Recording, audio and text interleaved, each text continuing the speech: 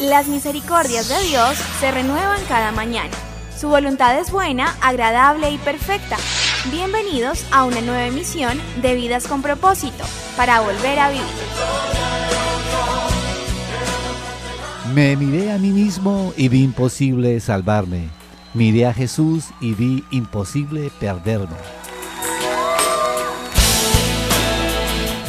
Muy buenos días, bienvenidos a Vidas con Propósito para volver a vivir.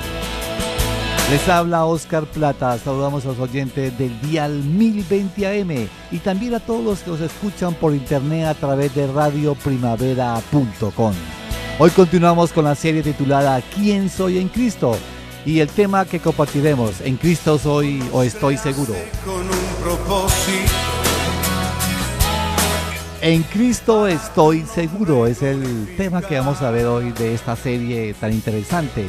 Y para desarrollar este tema está con nosotros, como de costumbre, el pastor Ángelo Becerra, pastor de la comunidad Vida con Propósito de las Asambleas de Dios. Ángelo, buenos días y coméntenos como introducción qué vamos a ver en el programa de hoy y el próximo viernes. Buenos días, estimados oyentes, y Oscar, muy buenos días. Muy agradecido con el Señor de poder estar una vez más aquí en Vidas con Propósito. Lo que veremos hoy y el próximo viernes en nuestro programa es una de esas perlas preciosísimas, una de esas verdades que nos presenta la Biblia a todos los que somos auténticos seguidores de Cristo. La palabra nos afirma sin titubear, sin vacilar, que si nosotros estamos en Cristo, si en verdad nos hemos encontrado con Él, entonces en Él estamos totalmente seguros, y eso a mí me llena de muchísima alegría. Juan 10, 27 al 29 dice: mis ovejas oyen mi voz, yo las conozco y ellas me siguen. Yo les doy vida eterna y nunca perecerán, ni nadie podrá arrebatármelas de la mano. Mi Padre que me las ha dado es más grande que todos, y de la mano del Padre nadie las puede arrebatar. Todas las personas buscan incansablemente la manera de sentirse seguras. Las naciones, por ejemplo, hacen grandes esfuerzos económicos por proveer la seguridad de sus territorios y ciudadanos. Asimismo, de forma personal, cada uno asegura lo que considera tiene un gran valor, ya sea una casa, un auto, una joya costosa, una obra de arte, o incluso situaciones inmateriales como la pérdida de empleo, un accidente, enfermedad, la pérdida de la vida misma. Son casos en que los seguros pueden ofrecer su cobertura y cierta seguridad. Estás escuchando Vidas con Propósito, para volver a vivir. Pastor Ángelo, ¿por qué hay tanta obsesión por los seguros? Bueno, hoy día sí existe eso que usted llama obsesión por los seguros, y creo que la definición nos puede ayudar a entender esta tendencia. El diccionario define la palabra seguro de la siguiente manera: libre y exento de todo peligro, daño o riesgo. ¿Y quién no quiere estar así, no? Es un deseo libre de todo peligro, daño o riesgo. Esto nos muestra que la gente tiene ciertos temores, ¿no?, frente a eventuales peligros que están ahí, están latentes y son muy susceptibles de pasar, son muy susceptibles de suceder, los cuales pues entonces la gente los prevé a través de un seguro. Ellos quieren resguardarse.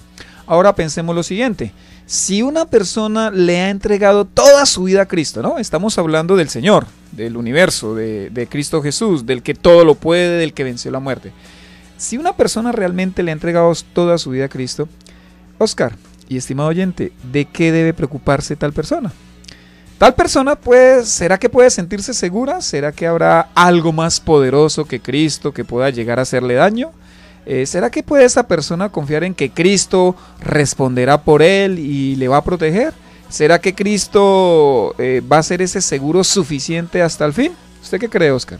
Bueno, yo creo que realmente es el mejor seguro que podemos tener. Pero lastimosamente no lo vemos así, ¿no? Estamos en Cristo, le hemos entregado nuestra vida, pero seguimos como con esos temores ahí infundados en nuestro corazón.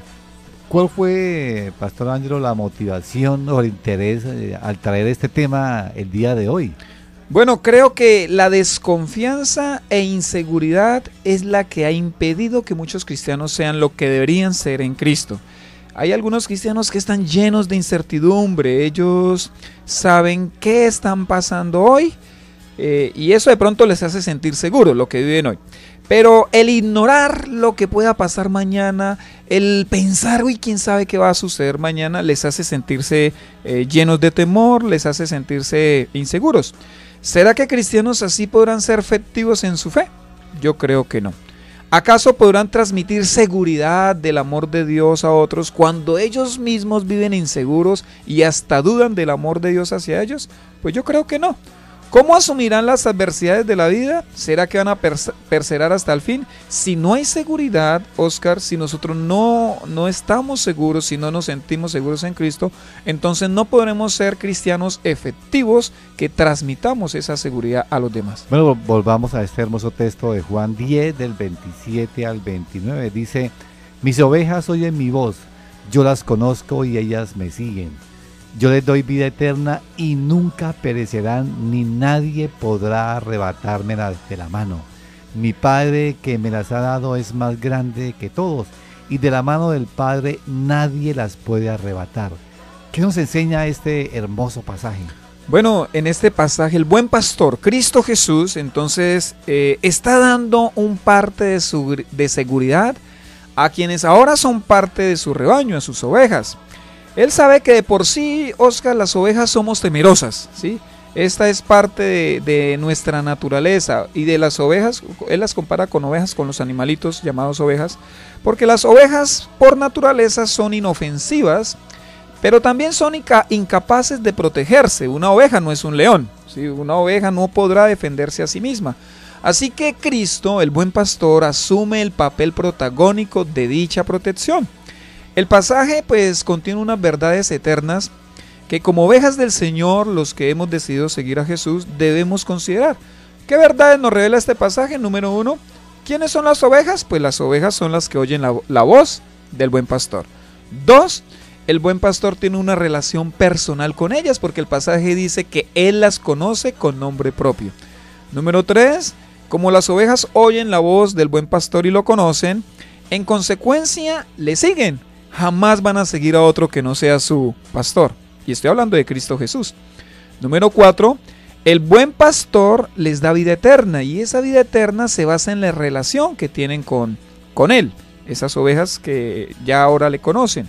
Número 5, las ovejas están seguras porque el buen pastor ha prometido que nunca perecerán. ¿Eso lo prometió quién? El buen pastor. El buen pastor, ¿cierto? Y si lo promete, lo va a cumplir.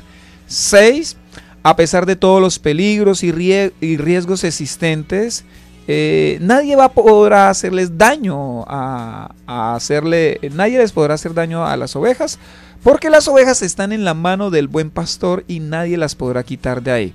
Esta labor de protección, dijo Cristo Jesús, es conjunta con el Padre Celestial.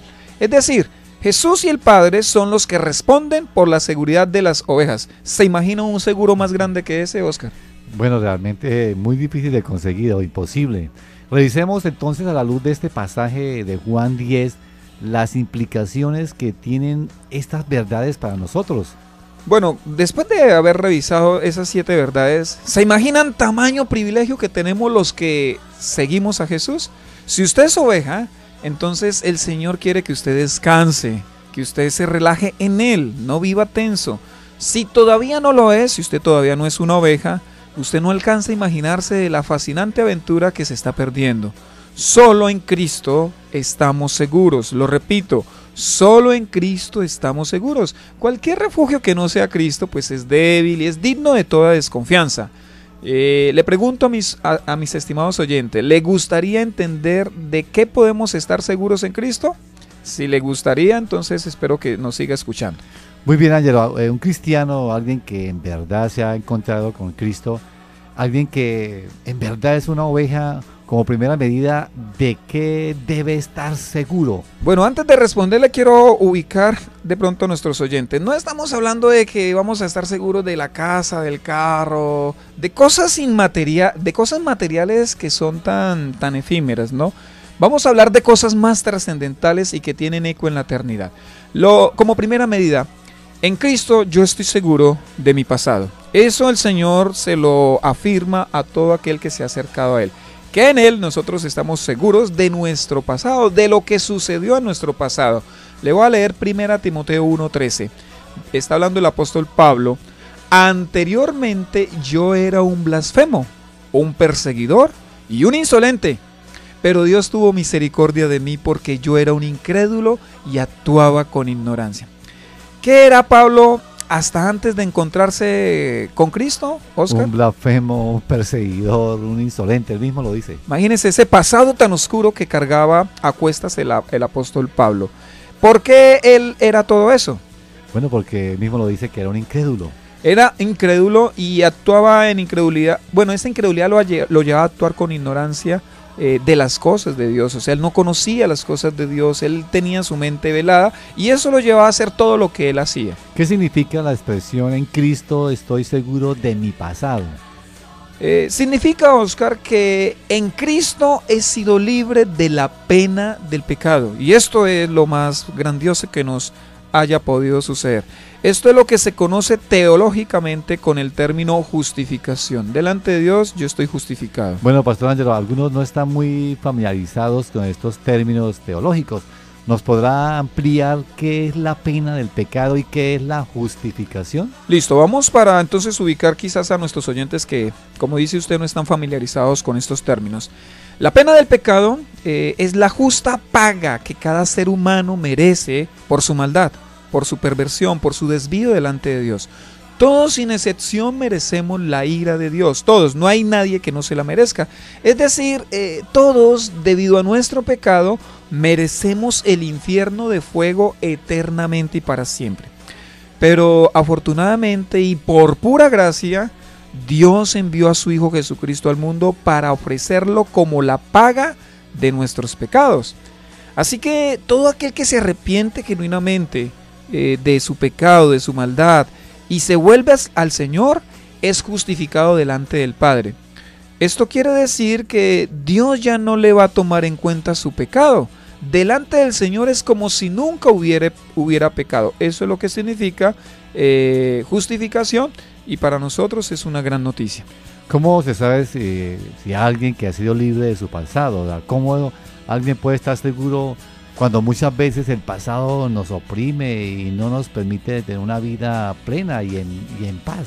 Bueno, 1 Timoteo, le contesto con un versículo. 1 Timoteo 1:15, está hablando nuevamente el apóstol Pablo. Él dice, este mensaje es digno de crédito y merece ser aceptado por todos. ¿Cuál es el mensaje digno de crédito? Que Cristo Jesús vino al mundo a salvar a los pecadores, de los cuales yo soy el primero. Vea cómo se identifica aquí el apóstol Pablo. Él asume que él es el primero o el peor o el más terrible de los pecadores, pero que afortunadamente, como Jesús vino a salvar a los pecadores, él ahora es salvo. Entonces, ¿cómo sabe alguien si ha sido libre de su pecado? Pues lo va a recordar, así como el apóstol Pablo aquí en este texto, lo va a recordar pero sin dolor. Muchos cristianos genuinos tienen serias dudas sobre su pasado. Ellos temen que el Señor de pronto como que no les perdonó su oscuro pasado. Vienen como que pensamientos acusativos, pensamientos incriminatorios los persiguen, no les permiten vivir una vida plena y en paz. Yo les diría, tenga paz. Si usted se encontró con Cristo, usted ha sido libre de su pasado, no por sus méritos, sino por los méritos de Cristo. ¿Qué enseña la doctrina de la justificación? ¿Cuál es la verdad central? Bueno, leo nuevamente un versículo. Romanos 5:1 dice de la siguiente manera: en consecuencia, ya que hemos sido justificados mediante la fe, tenemos paz con Dios por medio de nuestro Señor Jesucristo. El diccionario bíblico Certeza en sus apartes de la palabra justificación dice lo siguiente: para Pablo, la justificación es la acción de Dios de remitir los pecados de los hombres culpables y considerarlos justos gratuitamente por su gracia mediante la fe en Cristo, sobre la base no de sus propias obras, sino de la obediencia a la ley y el derramamiento redentor de su sangre por parte del Señor Jesucristo en representación de ellos.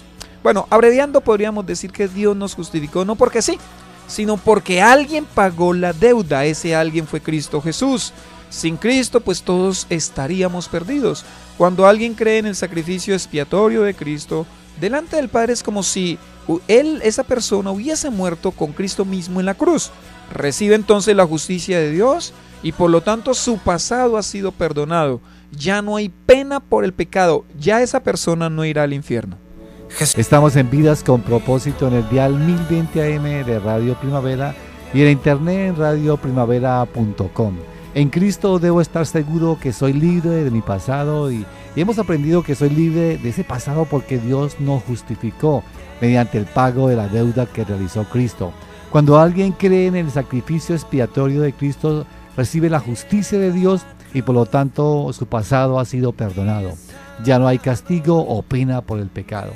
Frente a lo que nos ha explicado Pastor Ángelo de la doctrina de la justificación, ¿qué consejos podría darnos para que el cristiano lidie adecuadamente con su pasado? Bueno, vamos a tener una guerra con el pasado, eso es una realidad. Entonces, un consejo que podríamos aplicar para lidiar adecuadamente con ese pasado es el siguiente: no recuerde su pasado para recriminarse. Cada vez que un cristiano recuerda su pasado para recriminarse, pues inconscientemente está desvalorizando el sacrificio de Cristo. Si usted se ha arrepentido, pues su pasado ya fue arreglado. El Señor lo libró de la pena del pecado. Dijimos anteriormente que Pablo reconoció lo que él fue. Él fue un blasfemo, un perseguidor, un insolente, y él dice que la razón por la cual actuaba así es que él era un incrédulo y un ignorante. En otras palabras, en la teología paulina, nosotros pecamos porque somos pecadores, no somos pecadores porque pecamos. Pablo sabe lo que él fue, pero más aún, él sabe lo que ahora es. Él ahora no es nada de lo que fue anteriormente. Él está tranquilo y él está confiado porque Dios lo ha justificado en Cristo, y por eso ahora él goza de paz, ahora goza de alegría, ahora goza de seguridad eterna. Le pregunto, ¿usted goza de paz? Cada día al levantarse se siente seguro del amor de Dios. ¿Sabe usted que sus pecados fueron perdonados porque se arrepintió de corazón? Yo le diría, no recuerde su pasado para recriminarse si está en Cristo Jesús. ¿Qué otro aspecto podría darnos para relacionarnos adecuadamente con nuestro pasado? Un segundo consejo es: recuerde su pasado para exaltar a Cristo. Y aquí quizás les voy a decir exactamente lo opuesto a lo que usted ha escuchado en muchas enseñanzas, en muchas predicaciones. Dios sí quiere que usted se acuerde de su pasado. Se lo repito, Dios sí quiere que usted se acuerde de su pasado. De hecho, no acordarnos de nuestro pasado puede resultarnos como contraproducente. Cuando usted se olvida de su pasado, pues tiene la tendencia a repetirlo. También puede llevarlo a volverse presuntuoso, arrogante, orgulloso. Pablo nunca olvidó lo que él fue. Sí, lo leímos. Él dijo: yo fui el peor, el primero de los pecadores, ¿no? Por ahí dicen que el cura se olvida cuando fue sacristán. Sí, más bien cada vez que lo recordaba, y cada vez que nosotros que recordemos nuestro pasado, deberíamos darle gloria a Cristo por lo que Él hizo en nuestra vida. Así que es saludable que el cristiano, independientemente de su posición, sea un cristiano que asiste regularmente a la iglesia, o sea un líder de la iglesia, o sea un pastor de la iglesia, nunca se olvide de su pasado para que no se vuelva presuntuoso, para que no se vuelva orgulloso, que recuerde que ha sido perdonado por Cristo Jesús. Desde esta óptica, recordar el pasado es, digámoslo así, sumamente importante y sano. Óscar, tan importante recordar el pasado que fue por eso que el Señor Jesús instituyó lo que llamamos la Cena del Señor. Él quiere que nosotros recordemos lo que fuimos y lo que Él hizo para que fuéramos diferentes. Así como en la Pascua el pueblo de Israel recordaba que ellos habían sido esclavos en Egipto y que Dios los había liberado con su mano portentosa, de la misma manera el Señor, ¿sí?, quiere que en la Cena del Señor recordemos que fuimos esclavos del pecado, ¿no? Nunca nos olvidemos de eso. Nosotros fuimos esclavos del pecado y que Dios en Cristo nos justificó, dándonos la libertad del pecado para que no vivamos más en él. Quiere decir que la celebración de la Cena del Señor es muy importante dentro del cristianismo. Por supuesto, Óscar. Tan valiosa es la celebración de la Cena del Señor que el mismo Jesús la instituyó como una ordenanza. Él dijo lo siguiente: haced esto en memoria de mí. Así que rechazar o menospreciar la Cena del Señor, consciente o inconscientemente, es rechazar lo que Dios hizo por nosotros, es rechazar el sacrificio de Cristo. A mí realmente me entristece que haya cristianos que cuando su iglesia local convoca para celebrar la Cena del Señor, ellos como que no le dan mucha importancia, no le dan la importancia que se merece. Ellos prefieren el baby shower, ellos prefieren irse a la película o al partido. Sencillamente algunos prefieren quedarse en casa descansando. Pues este es un desplante no al pastor, sino al Señor, quien fue el que entregó su vida por ellos. Eso a mí me entristece el corazón. Pero me preocupa sobremanera que haya iglesias cristianas que casi nunca celebran la Cena del Señor. Pasan los meses y no hay una convocatoria cuando fue una ordenanza instituida por el mismo Cristo Jesús. Así que nosotros debemos estar celebrando periódicamente la Cena del Señor para recordar qué fue lo que el Señor hizo y de dónde nos sacó. Inclusive muchas fiestas que Dios estableció en el Antiguo Testamento al pueblo de Israel era para recordar eventos especiales. La celebración, o sea, Dios es un Dios de fiestas, ¿no? Dios es un Dios de alegría. Y bueno, la celebración de la Cena del Señor no estamos celebrando un funeral, estamos celebrando la victoria de Cristo Jesús, porque no solo murió, sino que resucitó. Y lo más precioso es que viene por nosotros. ¿Cómo podría ilustrarnos el perdón que nos da Dios cuando nos arrepentimos? Bueno, permítame contarles una de las historias que mejor nos puede ilustrar lo que es el perdón y lo que es la justificación. La historia se llama El cerezo del perdón. Dice de la siguiente manera. El joven regresaba a su casa con un corazón muy pesado. Cada vuelta de las ruedas del tren parecía decirle, es por demás, es por demás. Ya tenía 8 años de no ver a sus padres. Había salido de la casa violentamente y en sus aventuras había tenido varios encuentros con la ley. La última de estas había dejado por saldo su encarcelamiento. Antes de salir de la cárcel les escribió a sus padres que quería regresar al hogar, pero esto si ellos lo perdonaban. En el patio de la casa había un cerezo. El joven recordaba que el tren pasaba cerca de ese árbol. Por eso había dicho en su carta, si al pasar por la casa veo un pañuelo blanco en el cerezo del patio, sabré que me han perdonado y me bajaré del tren en la siguiente estación. Si no lo veo, seguiré de largo rumbo a no sé dónde. Mientras el tren se acercaba a la casa, su preocupación se tornó en agonía. No pudiendo aguantar más, le contó al compañero de asiento su problema y le dijo, por favor, señor, ya estamos acercándonos. Sería mucho para mí el desengaño de no ver el pañuelo. Mire usted y dígame si lo ve. Y ocultó su rostro entre las rodillas. Al paso de unos 4 kilómetros, el hombre exclamó, mira, no hay un pañuelo en el cerezo nada más, sino docenas de pañuelos. El cerezo está lleno de pañuelos. Pasmado, el joven miró por la ventana y vio que docenas de pañuelos cubrían por completo el cerezo.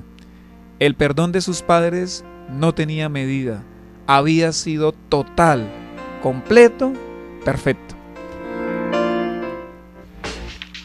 Estás escuchando Vidas con Propósito, para volver a vivir. Pastor Ángelo, ¿por qué los cristianos nos cuesta tanto muchas veces despegarnos de nuestro pasado? A veces nos oprime, inclusive a veces en las discusiones de pareja es el pasado lo que sale a relucir para causar tanto daño. Bueno, nosotros frente a nuestro pasado tenemos 3 grandes enemigos, que son los 3 enemigos del creyente, ¿no? Número 1, Satanás. Satanás se va a encargar de recordarnos una y otra vez nuestro pasado. Así que cuando, mi estimado amigo, cuando Satanás le recuerde a usted su pasado, usted dígale, yo no soy lo que fui, soy lo que soy. Y también recuerde el futuro a Satanás, ¿no? Él ya pronto va a ser lanzado al lago de fuego y azufre. El enemigo número 2, el mundo. El mundo se encarga de alguna manera de recordarnos lo que nosotros fuimos. El que bebió, el que fue un alcohólico, cuando escucha la música, cuando pasa cerca de alguna cantina, le pueden llegar a su mente esos recuerdos de su pasado. Recuerde que usted ya fue perdonado. Recuerde que por el derramamiento de la sangre de Cristo usted ya ha sido lavado de todos sus pecados. Pero creo yo que el enemigo más acérrimo del cristiano es su propio yo. Sí, entonces él va a luchar con todo lo que hizo. Y bueno, a partir de eso fue que se metió una herejía dentro de la iglesia y fue el perdónese a sí mismo. No. La Biblia no enseña que nos perdonemos a nosotros mismos. La Biblia nos enseña a aceptar el perdón de Dios, que son dos cosas totalmente diferentes. Yo si me arrepiento, me dice la Biblia que Dios me perdona. Bueno, ahí es donde se aplica la fe. Yo me escudo, me refugio en que la palabra de Dios dice eso y yo lo voy a creer. Así mis emociones no lo sientan mucho. La palabra de Dios es suficiente, es de Dios, o sea, Dios no miente y Él dice que si yo me arrepiento, Él me perdona. Creo que de esa manera nosotros podemos contrarrestar esa tendencia que tenemos ahí de estar esclavos del pasado, de estar recordando el pasado para recriminarnos. Lo que usted explica en cuanto a la doctrina, o lo que explicó en cuanto a la doctrina de la justificación, en cuanto al arrepentimiento y ahora en cuanto a lo que es el pasado, no va en contra de esa enseñanza que también ha polulado dentro de la iglesia sobre la sanidad interior. Totalmente, y bueno, no tenemos ahorita ya espacio para comentarlo, de pronto hacemos en el próximo programa una aclaración, pero yo no necesito estar renunciando, no necesito estar quemando papelitos, no necesito estar haciendo regresiones y mirar qué pasó allá en el pasado, no. La Biblia dice que la sangre de su Hijo nos limpia de todo pecado. La Biblia dice que en Cristo somos una nueva creación. La Biblia dice que en el madero Él llevó todos nuestros pecados. Yo no tengo que estar haciendo ni renuncias, no tengo que estar haciendo ni regresiones, no tengo que estar haciendo sanidad interior. Yo tengo que aferrarme a lo que dice las Sagradas Escrituras, y las Escrituras dicen que todo el que se humilla delante de Dios y se arrepiente, el Señor le otorga su perdón. En Cristo estoy totalmente sano y perdonado de mi pasado. Escuchas tu programa favorito, Vidas con Propósito.